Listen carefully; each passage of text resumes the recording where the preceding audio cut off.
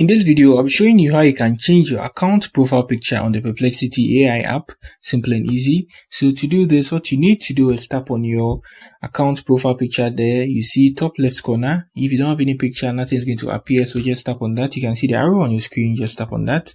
Good. Now let's scroll to the bottom. And now you can see account. Just tap on the username.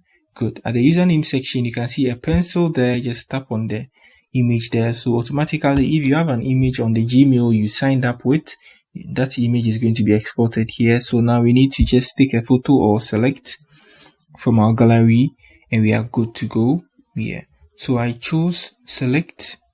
So photos from my device.